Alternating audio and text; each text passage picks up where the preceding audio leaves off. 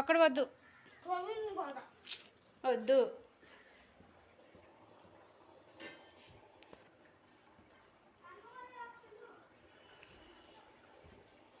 చూడండి mutton curry మంచి కలర్ఫుల్గా ఉంది కదా. అసలు ఎంత కలర్ఫుల్గా ఉందంటే అబ్బాబ్బా, అసలుకి కలర్ని చూస్తేనే కళ్ళు చెదిరిపోతున్నట్టు ఉన్నాయండి. అంత బాగుంది కలర్ఫుల్ మాత్రం. ఇంకా చూడండి గ్రేవీ కూడా చూడండి, గ్రేవీ బాగా వచ్చింది. ఇంకొంచెం మగ్గాలి, ఇంకొద్దిగా అయితే మగ్గిస్తాను కర్రీ. బాగుంది కదా, మంచి కలర్ఫుల్గా అయితే ఉంది.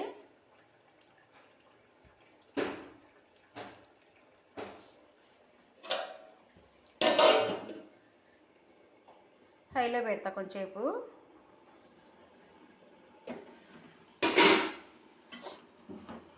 బీరకాయ కర్రీ కూడా ఫైనల్కి వచ్చింది. బీరకాయని ఒట్టి బీరకాయనే వండుతున్నా, టమాటా వేయకుండా ఒట్టి బీరకాయనే బీరకాయ తాలింపాల వేస్తున్నా.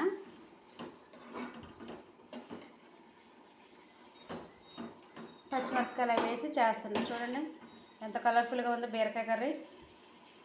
బీరకాయ తాలింపాలన్నమాట, ఒట్టిదే మామూలుగా తాలింపు. ఇందులో ఏమీ ఇట్లా మంచి కలర్ఫుల్గా ఉంది.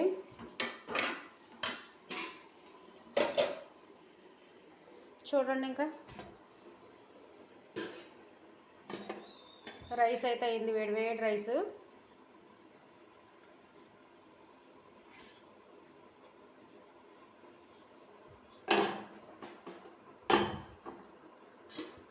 వేడిగా ఇవి చూడండి, చిప్స్ అయితే వేయించాను మా అబ్బాయికి.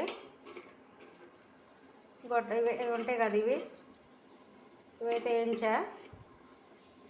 ఇదిగో ఇది వచ్చేసి మొత్తం పొంగిపోయింది చూడండి, మొత్తం పొంగిపోయిందండి. ఇది వచ్చేసి సగ్గుబియ్యం అంటారు కదా, సగ్గుబియ్యాన్ని జావలాగా చేశాను పాలు పోసి. చూడండి ఇదంతా పొంగిపోయి, ఇదంతా గిన్నె చిన్నది పెట్టాను, ఇది మొత్తం పొంగిపోయింది.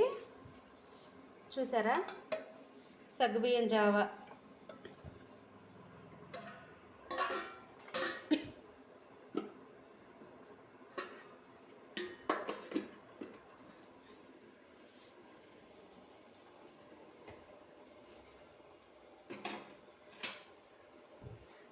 మాకు ఈరోజు సండే వంట వచ్చేసి ఇదేనండి. మటన్ కర్రీ అయితే చేశాను.